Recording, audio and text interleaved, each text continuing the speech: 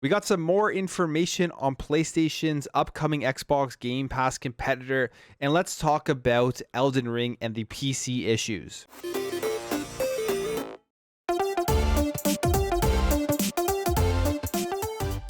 Welcome back to another video, guys. If you're new here, you find this video entertaining, you find it informative, please consider hitting that subscribe button, help grow this community as I do post daily gaming content. So over the last couple of days, we got some very interesting information here from Jeff Grubb and GamesBeat, and it has to do with the upcoming PlayStation subscription model.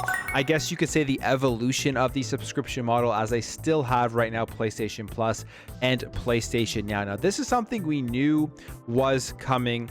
They just hadn't made an announcement yet. And I also saw something about an upcoming state of play, I think in March, where people are dubbing this like the good state of play, which I'm guessing they will talk more about Project Spartacus. But for now, we have this information here from Jeff Grubb.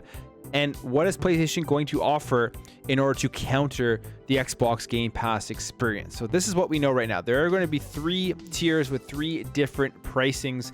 We're going to have PlayStation Plus Essential, which is what we already get right now, which is your PlayStation Plus, where you get your monthly games and you get to play online and all that type of stuff. And that's going to cost $10. Then for $3 more, for $13, there's going to be PlayStation Plus Extra, which gets you the monthly games, a game catalog, and within this game catalog, you're going to get hundreds of older downloadable games. So who knows what that means? Is that going to be PS1, PS2, PS3, or is it just going to be PS3? Is it just going to be more PS4? We'll have to wait and see how everything goes. I know right now on PlayStation Now, there are older games in there, so are they just going to be taking that PlayStation Now catalog and putting it into PlayStation Plus Extra, or are they going to be giving more content? I'd be great to see like more PS2 and PS1 games in there for people who want to try out some of those older retro games.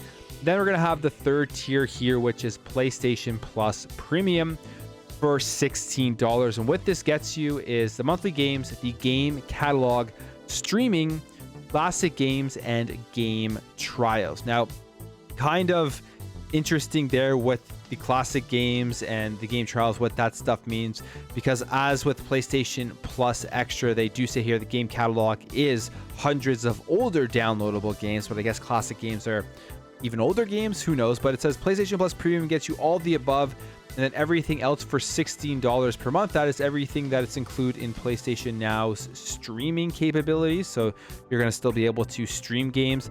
And then you get a library of classic games, and then the game trials as the extra thing. So the classic games could also be more along the lines of, I guess, maybe what Nintendo is doing with Nintendo Switch, where they're releasing classic like N64, Super Nintendo, NES games every single month. Maybe they'll go along those lines and add PS1 and PS2 games. And hey, that will be additional content for people who want to pay that $16. And then game trials. Now, the game trials thing, I think, is the most interesting out of all of this stuff here, because what could game trials be? Does this mean they're going to be giving game trials of their first party games when they're released? I mean, that's the big thing missing from this entire Project Spartacus thing that sets Xbox Game Pass apart, and I think sets it miles apart from what offerings are here that PlayStation is planning to deliver.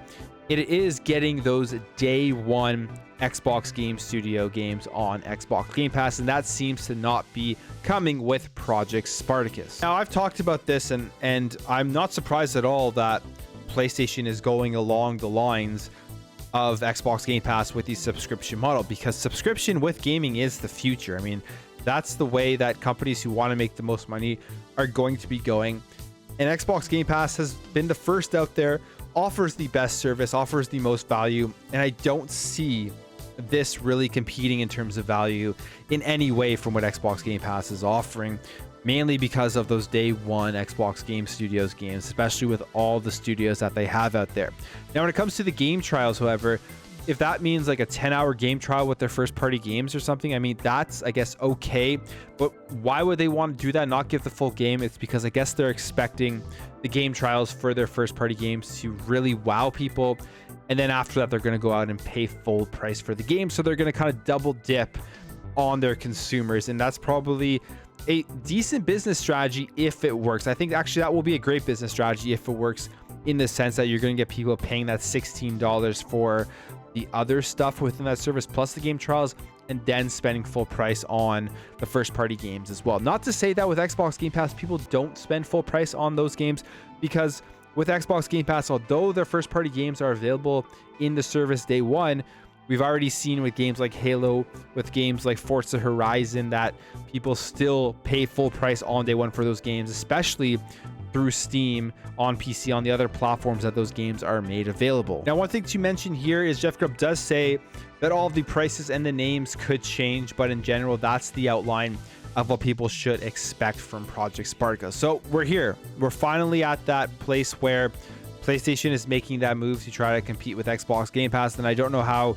this successful this is going to be in terms of getting people to sign up, because we do know already PlayStation Now has been out for a long time, been out longer than Xbox Game Pass, and they only have, I think, over 3 million subscribers or something like that, compared to the multiple millions of PlayStation Plus subscriptions that are on the service. They haven't had a great transfer rate, I don't think, from that over to PlayStation Now. Now, will this change with these additional features for like the PlayStation Plus Extra and the PlayStation Plus Premium? That we will have to wait and see.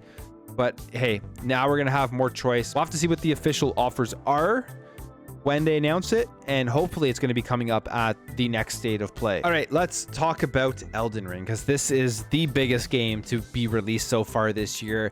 It probably will be the game of the year. Like, I can already foresee this winning game of the year. I've been playing it on PC through Steam, and I have to say the game is phenomenal from what I've played in terms of a video game. The atmosphere, the magical, the mysteryness to it, like, it really is an incredible game. But there is one massive issue that is holding it back, and it's been really affecting me, so much so that I'm going to wait until this has been patched out, or just go out and purchase it for Xbox. Now, the issues are with the PC version specifically, and it has to do with many bugs, frame rate issues, stuttering, all that type of stuff that is hindering the overall experience. So I picked it up on PC, and I've been going through it, and I've been getting lots of stuttering, lots of frame rate issues, lots of crashing at the beginning of it, and all this type of stuff. Now, I'm playing my PC with a 2080, and should have no issues at all with the game. My CPU is fine, my memory is fine. Like, I have a relatively decent PC, which should not have any issues with Elden Ring whatsoever, especially because the minimum requirements is like a GTX 1060 or something like that. But some of the issues are frame rate drops, stuttering on PC, crashing. I've experienced all three of those. Failing to initialize the game launcher, controller not working on PC. I've experienced that. My controller just goes wacky sometimes when I'm playing it. Network status failed issue, games not saving, unable to summon players, unable to open menus, and then the black screen and white screen issue, and along with a bunch of other lists that people are also bringing up. So this is unfortunate for the main reason that this is an incredible game, and it really is something that I think a lot of people should experience and at least try, even if they've never played a Souls game. But it's hard to recommend people going out to play this game right now on PC specifically. If you're going to pick it up and you don't want to wait, you'll have to get it on Xbox or PlayStation. Now, there is also some weird stuff going on with Xbox and PlayStation, in the sense that if you pick it up on PS5, they are saying play the PS4 version for the best performance. And then on Xbox, they're saying if you have VRR, that's how you will get your best performance. But I've been watching videos as well from the Xbox Series X and the Xbox Series S, and the game seems to be running relatively decently compared to how it's going on PC. Now, all of these issues have also created negativity around the game on Steam, with, they say here, 14,000 negative reviews, but I just checked it out recently, and that has increased even more to close to 20,000 negative reviews overall, if I get to the right spot on the page here with the review. So we see here review type, we go negative 19,535 negative reviews, and you go through these reviews, it's pretty much people just complaining about the optimization and the issues with PC. Now, this wouldn't be such a big deal, I don't think, or I don't think people would really think about it as much, because there's nothing in there that's like game breaking. Like, you can go through and you can still play the game with these issues. The problem is with Elden Ring specifically is that frame rate is extremely important for a Souls game. Like if you're in a battle, you're fighting a boss and your computer or your game starts to stutter and it throws you off when you die, like you just can't enjoy the game like that because it's already so difficult. Adding that in there makes it almost impossible. So that's why it's such a big issue. It's like a comparison, you think about fighting games. You can't really play fighting games with FPS stutters and all that type of stuff. It just won't be a good experience. And I feel like Elden Ring and Souls games are similar in that way. Now, on top of those reasons as to why it is a big deal, the other big thing here is that Elden Ring got tons of 10s out of 10s. Like it's gotten an extreme amount. It's one of the best reviewed games in the history of video games. And it probably deserves it in terms of the actual game itself, what it's offering. But because there are these technical issues, I am confused why I got so many 10s out of 10s, because we've seen other games get absolutely torn apart for technical issues that were great games, but they couldn't give them those perfect scores because they just weren't well optimized. And then obviously a lot of these games get fixed on a later date, but when you're putting out the review, you're looking at it from what's happening within the game. Now, there is a reason as well why people are giving it the 10 and not really referencing the technical issues as much. And ACG, who I think is the best reviewer in the game, I'll be completely honest, he's my favorite. I think he does the best job. He's the most objective, and his reviews are the most in depth. Talked about this, and he says, at this time, I'm removing the buy rating from Elden Ring and changing to wait for sale. After extensive testing, the new patch performance is unacceptable compared to what I had. You can see my videos if you want to know more. Changing the title of the review as well. And then he goes on here because people are wondering why there were so many 10s out of 10s, and myself included. And I'm sure there are some people that gave it a 10 out of 10 and still experienced the technical issues. But he says here, also, as I pointed out, the review patch was the one stressed to be using and was pushed. Any indicator of any additional patch was never sent to me by any official means. I actually read about it possibly existing in a forum post. Now, what he's referring to here is the fact that the most recent patch 1.02 is the problem that it seems like why there are so many issues. And I think that makes this a even kind of weirder thing, because From was telling reviewers to base the reviews off of the patch that the reviewers had, and then they pushed out patch 1.02, which made the game worse, which kind of would make some reviewers look bad, as well as make a big difference for the player experience if they're basing what to expect off of the reviews. So they've put out a message as well, apologizing for everything that's going on, talking about their performance issues and saying that they are working on it.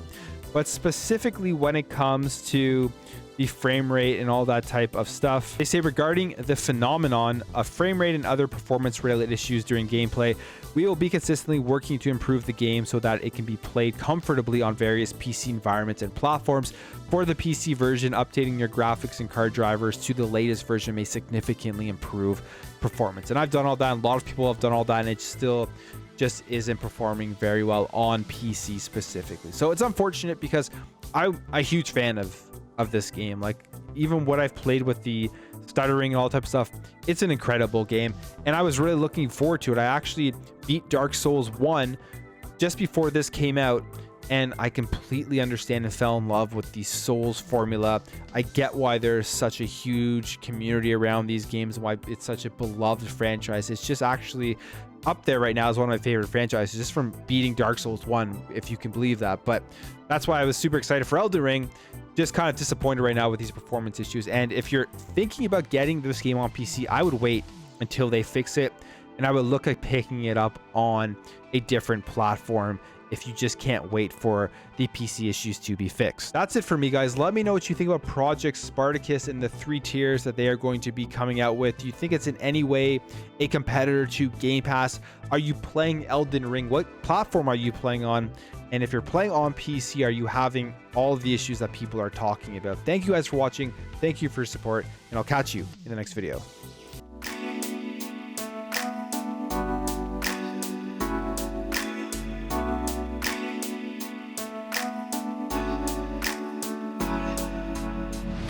Bye.